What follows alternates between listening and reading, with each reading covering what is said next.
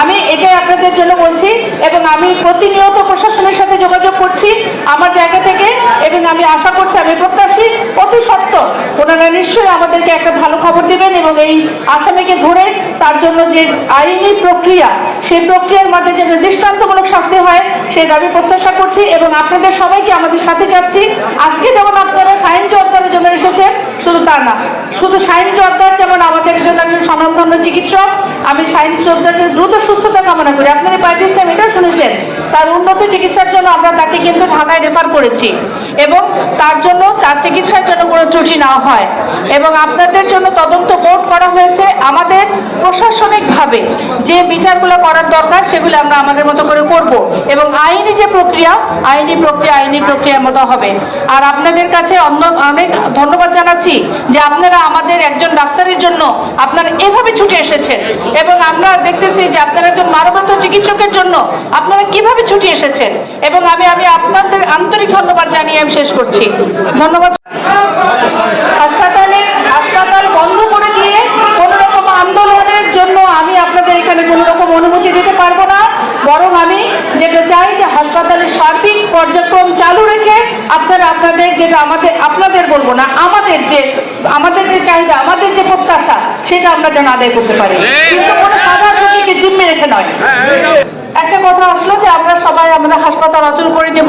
আমি আপনাদের কাছে অনুরোধ জানাচ্ছি আপনারা এই ধরনের কোনো কাজ করবেন না, তার কারণ এই ধরনের কাজ যদি করি প্লিজ করবেন না।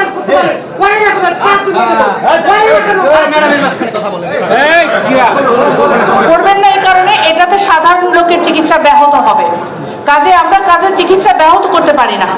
আমরা প্রশাসনকে প্রেসারে রাখার জন্য তাদের কাছে আমাদের দাবি দেওয়ার জন্য আমরা সাধারণ মানুষের চিকিৎসা বন্ধ করে আমাদের হাসপাতাল বন্ধ করে দিয়ে দাবি আদায়ের আমি এটা কোনো পথ মনে করি না এবং আমি প্রতিষ্ঠান প্রধান হিসাবে আপনাদের কাছে আন্তরিক অনুরোধ জানাচ্ছি আপনারা এই ধরনের কোনো দাবি আমার কাছে করবেন না।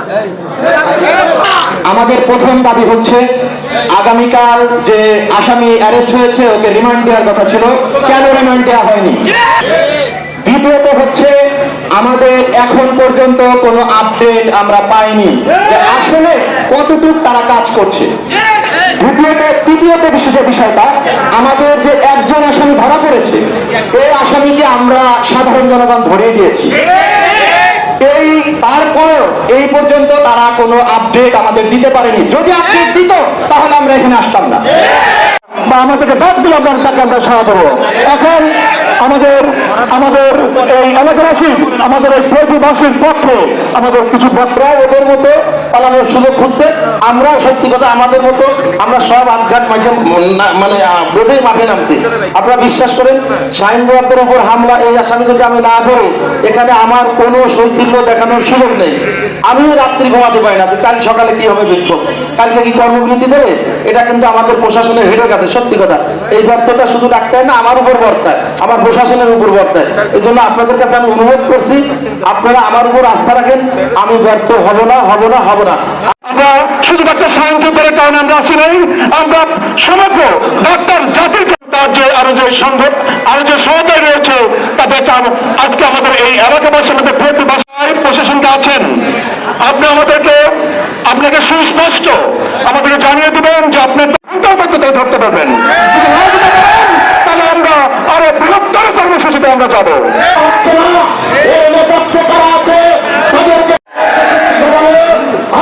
সেটা সামাল দিতে পারবেন না, হাত ছেড়ে তোমাদেরকে ছেড়ে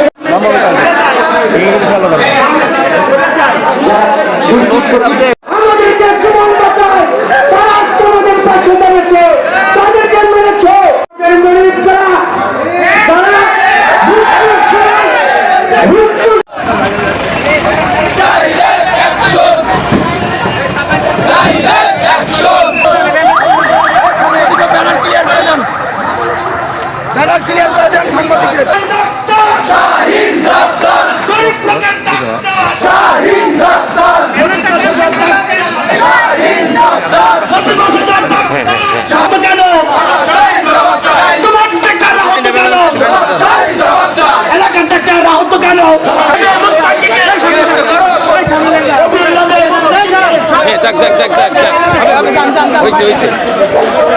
ঠিক আছে